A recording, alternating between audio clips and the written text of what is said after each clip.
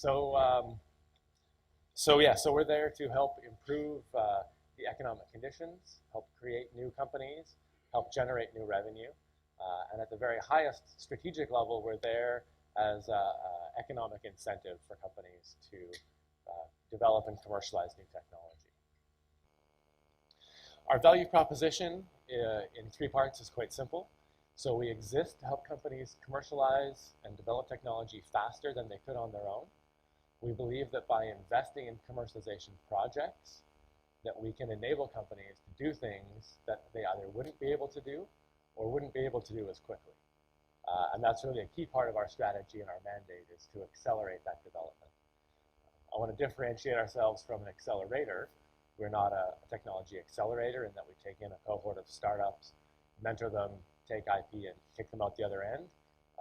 We're really there to help establish businesses as well as startups through our investment and grant programs. We do fund technology commercialization and development. We provide access to technology, and we do create jobs. We do that through a number of ways. The main program that we have is our large project investment program, called our Industry Investment Program. We differentiate projects from companies. We don't act in the way that an angel or a venture capitalist would and inject money into a company to help keep the lights on and keep it operational. We really want to invest in specific projects. So a company can say, I'm developing this technology, it will start here, we'll create this, and then we'll put it on the shelf and sell it. That's the sort of thing that we're interested in, the project basis. We have a number of programs that help companies hire people as well. So we'll help companies look for and acquire what we call HQPs, or highly qualified personnel. It's a government term. I don't know if it's something you guys have here. I'm sure acronyms are fairly universal. We'll help these companies pay for half of an individual's salary, up to $50,000.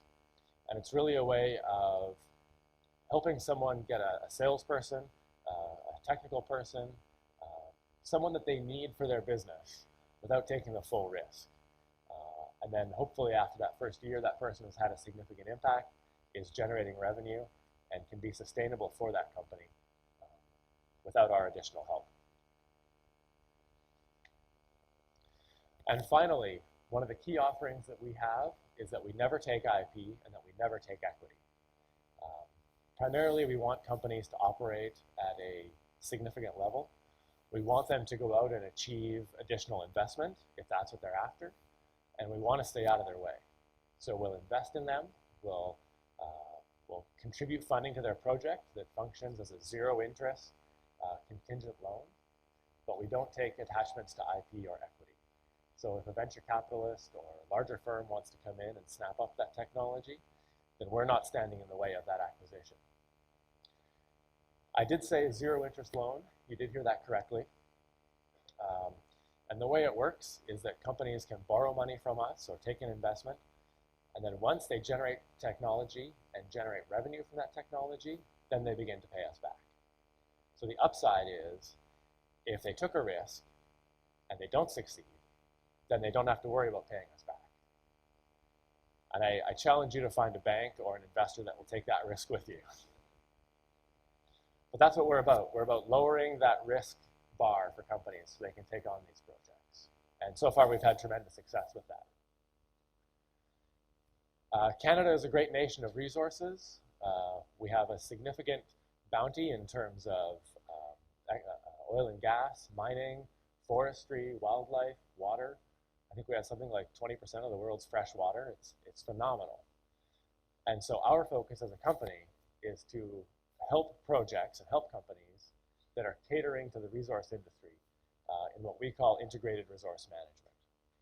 So if a geospatial company is building technology to improve the oil extraction process, to improve the forestry management process, to help with clean water and environmental management, then those are projects that we're very interested in. We do also work in location-based services projects, whether it's GIS or smartphone apps for travelers or other sorts of non-resource projects. But by and large, this is our focus. We want to focus on the significant part of the Canadian economy. Again, we've had good success with that. I'm sure you guys all know oil is a huge booming thing in Canada and in Alberta, our province in particular. And so it makes a lot of sense to help that economy, help that industry, and derive significant gains out of it. Oh. So this is a slide that kind of indicates the level of economic impact that each of the main industries in Canada has. You can see oil contributes $80 billion towards Canada's GDP annually. That's a significant amount. You know, that's the key driver right now for us as a country and certainly as a province. That's leading our economic success. Agriculture comes in at $29 billion. Forestry, $23 billion. I read somewhere we have 40% of the world's forests. I'm not sure if that's accurate. That seems outrageous when you look at countries like Brazil and Russia and so on. But certainly, you know, the vast majority of Canada is covered in forests. And then high tech contributing $67 billion to the Canadian GDP. If we can help small and medium-sized companies access these markets, provide better solutions to these companies that are playing in the energy, the forestry, the high-tech sectors, then that's a boon for those companies and for the country as a whole. You know, part of the reason that I'm here today, that I've come all this way to present to CRCSI and 43PL, is to convey a message, you know, about the level of economic impact in Canada, about the Canadian geomatics industry, and encourage some collaboration between Canada and Australia and New Zealand. Certainly there's great opportunities for technology transfer, for applied research work, for economic benefit for all countries. And it's something that we as Techterra are very interested in. You know, if we can make linkages for our researchers and for our companies outside of Canada, then that's a benefit. And hopefully we have technology that could be licensed into Australia and New Zealand and vice versa. So if that's something that you're interested in as research or industry, I'd encourage you to come talk to me afterwards. And we can certainly exchange cards and set something up. I think there's lots of opportunity there. The geospatial industry in Canada is quite significant. We have 20% of the global geospatial market and development happening in Canada. You know, Alberta in particular is a hub. Pardon me. We have the University of Calgary with its geomatics engineering program. And I'm not just bragging it up because I went there, but we do have significant research and significant number of graduates coming out of there. We also have a strong oil industry in Calgary, which helps drive that economic impact and help drive the small and medium-sized companies to innovate. We have over 2,500 geomatics companies in Canada. Those are companies that are doing technology development, technology commercialization, as well as service companies that provide GIS services, you know, surveying, mapping, aerial photography, those sorts of things as well. And overall, we have 35,000 people employed in the geomatics industry. So it's a significant industry, and we're making significant gains over time.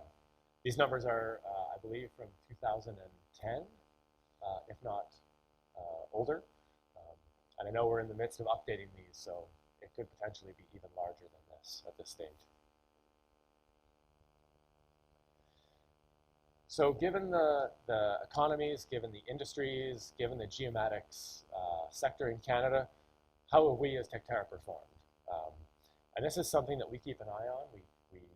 We all come from industry. A lot of us are engineers, and so we have a very detailed focus on numbers that we can stand on and back up. We want to make sure that as an NGO, we're accountable and reliable. So to date, we've committed $30 million towards industry and applied research. This has gone into new technology development and commercialization projects. That $30 million comes with an additional $16 million from industry. So that's industry that's put money into these projects on a matching basis. From that money, we've had an actual economic impact of $38 million. So that's money that we can track. That's revenue that companies have generated. That's jobs. That's people that have been employed. That's sales. That's technology licensing. It's reduced cost to government, it's reduced cost to academic institutions. That's a measurable, real number. We're currently projecting 300 million as an economic impact over 3 years. So, I think my font's got a little messed up there. That 300 million comes out of revenues reported by companies. So that we fund companies and they say, when this technology gets to market, we're going to sell X amount of it. We compile all that and put this into this forecast. So 300 million, that's a significant multiplier out of $30 million invested in the Canadian economy.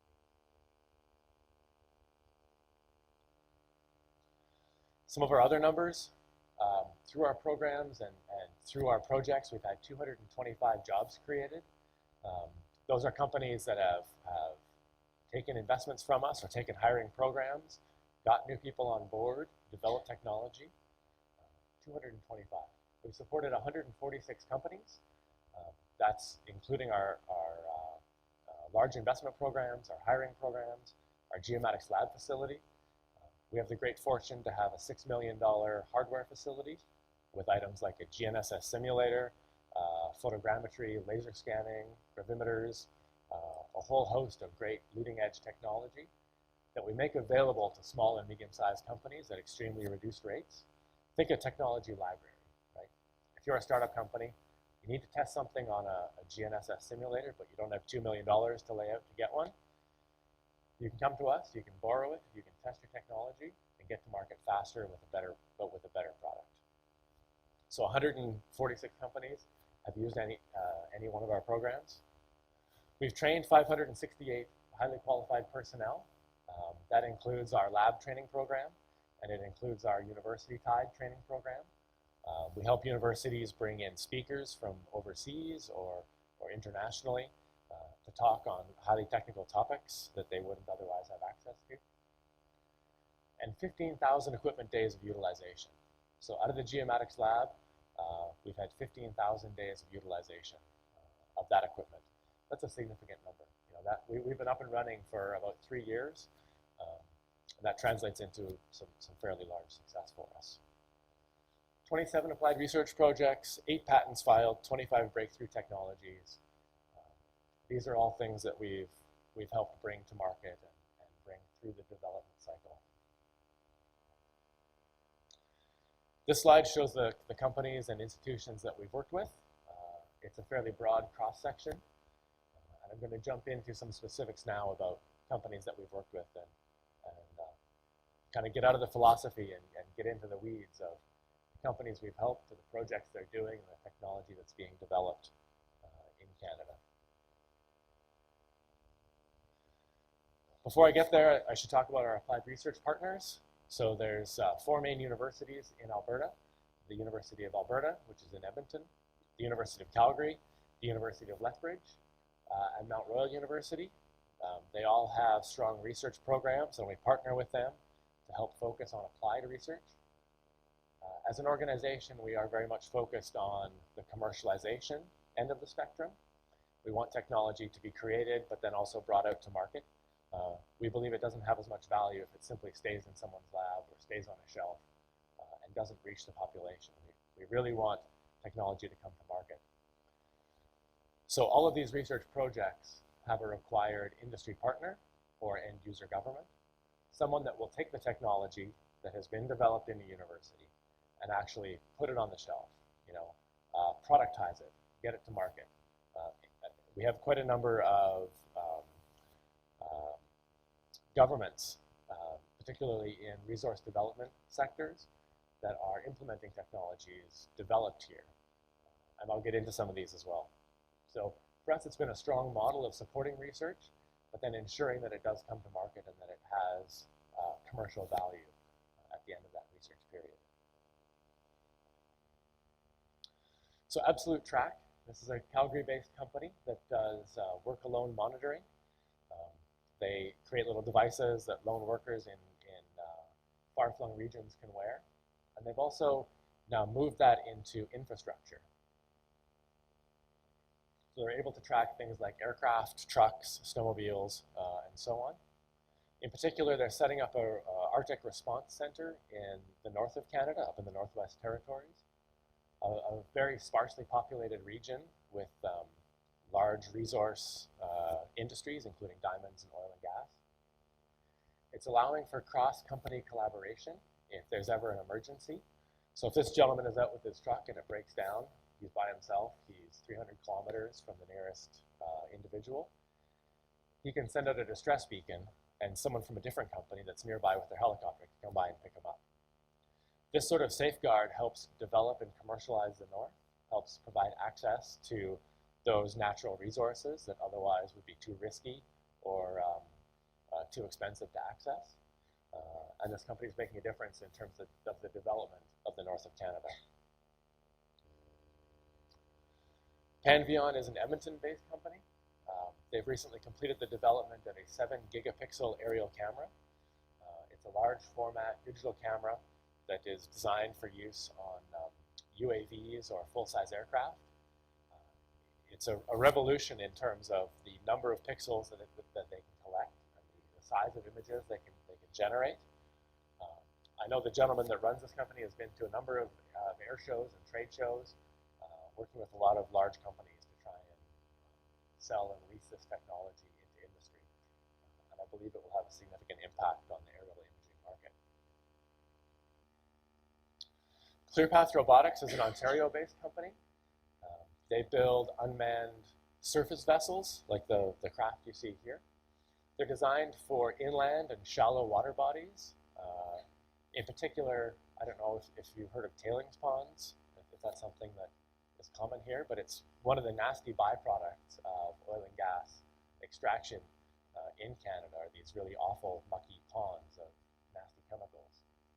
And so these vessels are designed to travel through those waters, and they have different sensors on them to map the contaminants that are in the water, as well as the bathymetry of the tailings pond itself.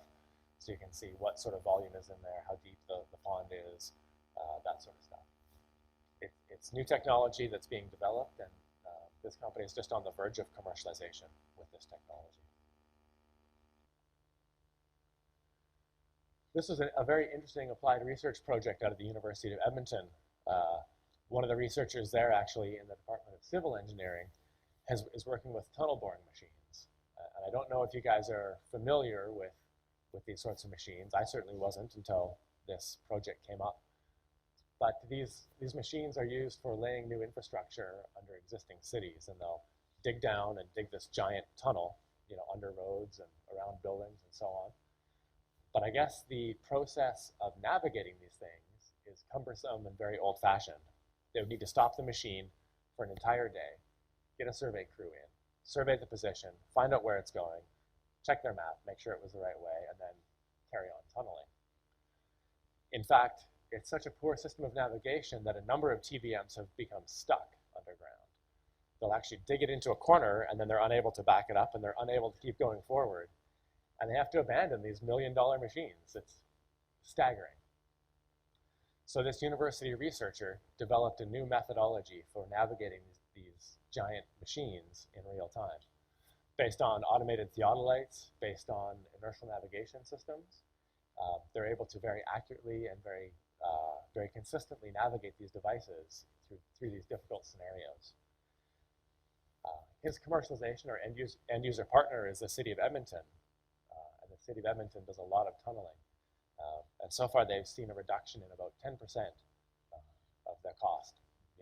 They are more efficient with their time, they're more efficient with their machines, and they haven't gotten one of the bloody things stuck. So, how can you not help but save money through that sort of process?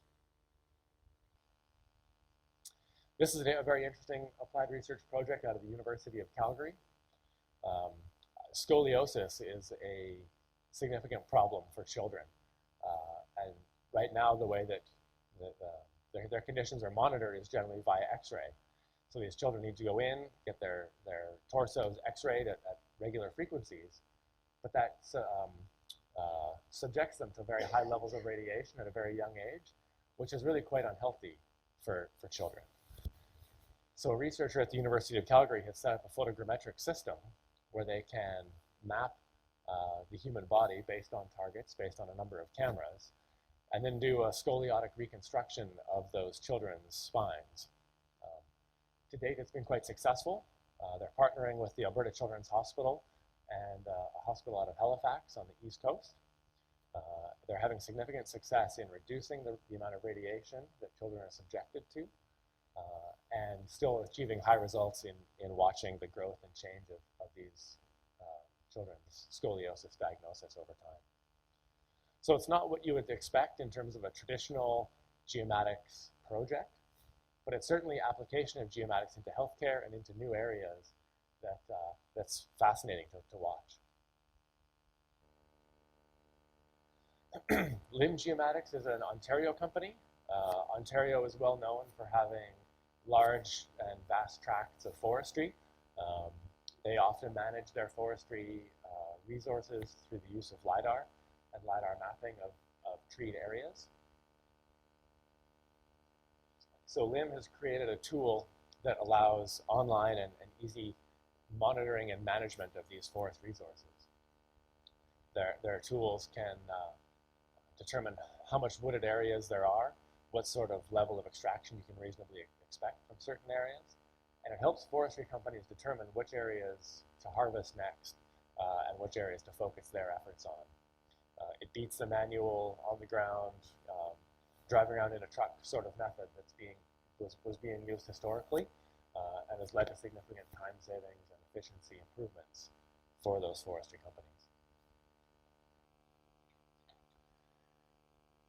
RX Networks is a British Columbia-based company. I would suspect that if any of you have a mobile phone, you have their technology on your device. Their technology assists with the speed of acquiring a GNSS lock on a positioning device. It speeds up the acquisition of the first fix, and it runs in the background of something like 10 or 15 million devices worldwide. Their project with us is to combine a number of different systems and satellite signals and positioning technologies together to improve that fix, to make it even faster, make it even better. You'll likely never buy something from this company, but I suspect the next smartphone you have will have this new technology embedded into it. They sell directly to OEMs, to chip manufacturers, to handset manufacturers. MRF is a local Calgary geomatics company. In fact, Jing Wang is here from Canada visiting as well. They provide high-level GIS services, primarily to municipalities. They have a new revolutionary HTML5 vector map engine that they're using to service these clients. And in terms of breaking into the municipal GIS market, they've taken significant strides to get there. All right, so my time is almost up. I want to leave you with a few things. So the Canadian geomatics market is significant and developing rapidly. We have very strong industry. We have very strong applied researchers. And I would invite you as members of CRCSI and 43PL to collaborate internationally with Canadian companies, with Canadian researchers. If you're interested in that, I would encourage you to come find me. I'll be around for the rest of the day. And I want to extend an invitation to you as well. If you're interested in finding out more, finding out what the geomatics scene is like in Canada, we host an event every June called the Tecterra Geomatics Showcase. It happens in Calgary. It's a very nice time of year. I would encourage you, certainly if you're planning to come to Calgary, June is a great time to do it. It's the largest geomatics showcase in Canada, and it highlights all of the companies that we work with, as well as a lot of the major players in the resource sectors as well. So it could be a great opportunity to find out more about Canada and the Canadian geomatics scene. Thank you very much for your time.